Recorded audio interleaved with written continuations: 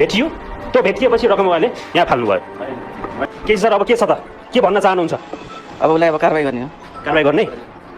सरलाई थाहा हुँदैन यस्तो चिज मलाई थाहा छैन थाहा हुँदैन पनि थाहा छैन भने थाहा हुनु पऱ्यो नि त यसो बाहिर बाहिर गरेको कुरा तपाईँलाई के थाहा हुन्छ हजुर भित्र गएर तपाईँको कार्यालय भित्र उहाँले घुस लिनुभयो सर तपाईँ कार्यालय प्रमुख होइन तपाईँका कर्मचारीहरूको मोनिटरिङ गर्ने काम तपाईँको होइन कि तपाईँलाई पनि आउँछ पैसा के सुन्छौँ भने सर यातायातका हाकिमहरूले पैसा उठाउनलाई जिम्मा लगाएका हुन्छन् कर्मचारीहरूलाई जुनियर कर्मचारीहरूलाई जिम्मा लगाएका हुन्छन् म चाहिँ अब 1 महिना बाँकी रहेको मान्छे हो होइन साउन भएपछि म निस्किने हो मेरो पेन्सन पाकिसकेको छ जाने बेलामा अलिकति लिएर जाउँ भन्ने पनि हुन्छ नि त फेरि के अरे आमाको दुध चुसेर भएन बाबुको घुँडो चुसेर होला त तपाईँले त्यस्तो कुरा त मसँग गर्न मिल्दैन ठिक छ नमिल्ला मैले त गरिसकेँ अब के गर्ने हजुर नेकपा माओवादी समाजवादी होइन त पार्टीको नाम तपाईँ अध्यक्ष ठिक भनिरहेको छु होइन मलाई सबैभन्दा पहिला सुन्न मन छ तपाईँ माओवादी हो कि खाओवादी हो लेकिन ये साला कर क्या रहा है यहाँ पे हजुर सचिवजी हजुर हो सर नाम शुभ नाम हजुर नाम मोहन हजुर मोहन के ढुङ्गाना मोहन ढुङ्गाना हजुर सर त्यो महेन्द्रपुलको रसबरीको स्वाद कस्तो थियो अभी मजा आएगा ना भिडो महेन्द्र पुलीको रसबरीको स्वाद रसबरी स्वाद त मिठो होला नि सर मिठो थियो हजुर सर के होला कति अरे 3 लाख यस्तो होइन नि के भन्नुभयो कुन रसबरी त मिठो थियो 1.5 लाख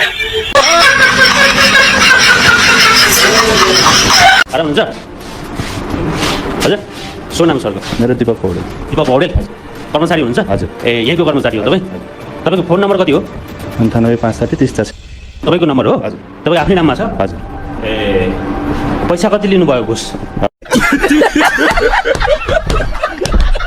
यहाँबाट गर्नलाई 5,000 रुपियाँ लिखित पास गरेको रेट छ 2,000 रुपियाँ फर्म भरेको लाग्छ 7,000 रुपियाँ कुम्ल्याउनु भयो होइन 7,000 रुपियाँ दीपक सर तपाईँले भर्खरै घुस खानुभयो त्यो घुस रकम तपाईँको खल्तीभित्र छ तपाईँले केही कुरा गलत आरोप लगाउनु भयो के कुरा गलत भयो भन्नुहोस् न सरी सर हजुरले चाहिँ गलत कुरा होइन के गलत गरेँ सर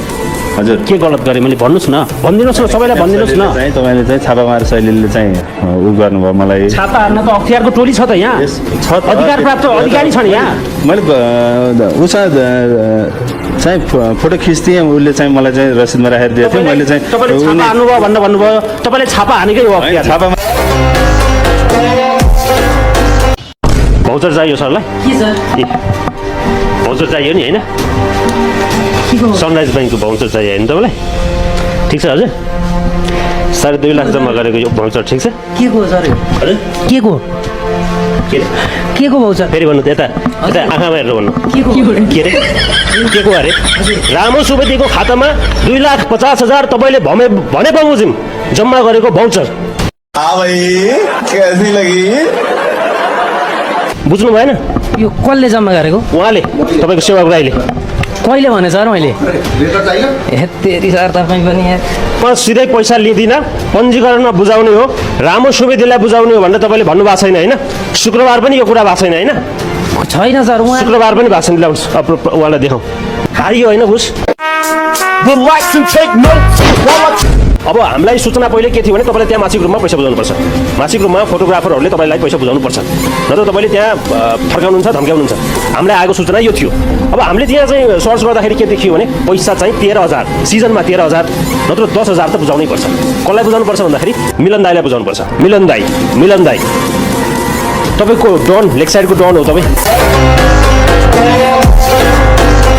हाम्रो संविधानले हाम्रो सार्वभौम सत्ता जनतामा निहित भएको हुनाले हामी जाने ठाउँ जनतामा चाहिँ थियो तसर्थ वास्तवमा यो कुनै राजा कहाँ गएको होइन कुनै अब कसै व्यक्तिलाई चाहिँ बुझाएको होइन जनतामा जाने भन्ने कुरा पनि एउटा सिस्टमको कुरा होला एउटा पद्धतिको कुरा होला एउटा परम्पराको कुरा होला संविधानले के भन्छ भन्ने कुरा होला केपी शर्मा ओलीलाई सडक चढेको भरमा जहिले पनि जनतामा जाने भनेर ठोक दिएर हुन्छ तपाईँको नाम एकचोटि भन्नुहोस् त डाक्टर ढाका कुमार श्रेष्ठ तपाईँको नाम ढाका होइन ढाका हुनुपर्ने तपाईँले आफ्नो राजीनामा दिएर प्रष्ट रूपमा केपी शर्मा ओलीको राजीनामा माग्नु भएको होइन केपी ओलीको मात्रै होइन आउँछु त्यसमा तपाईँ UML free and friend KP ओलीको फ्री एन्ड फ्रेन्ड एमाले भएर केपी ओलीको राजीनामा माग्दै हुनुहुन्छ तपाईँ सुन्नुहोस् न हजुर राइट नाउ एमाले भएर केपी ओलीको तपाईँ राजीनामा माग्दै हुनुहुन्छ के भएको तपाईँलाई तपाईँ सञ्चय त हुनुहुन्छ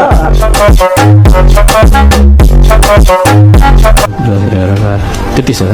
गर्नुहोस् न सर गर्नुहोस् त्यति छ सर गन्नु न एकचोटि हेरौँ न।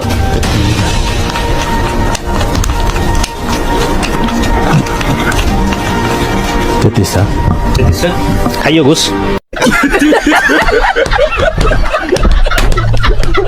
तपाईँको कर्मचारी सरकारी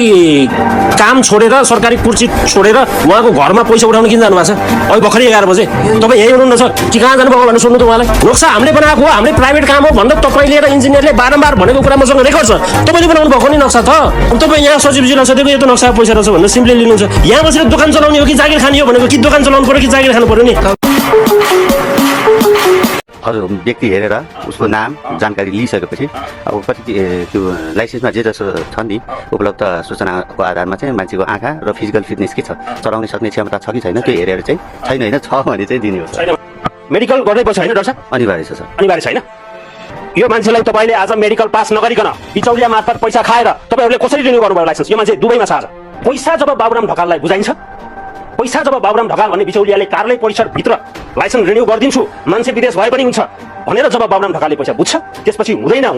3 ठाउँमा पुग्दाखेरि हुँदैन भनेको काम चुट्की बजाएर हुन्छ, एकछिनमा हुन्छ।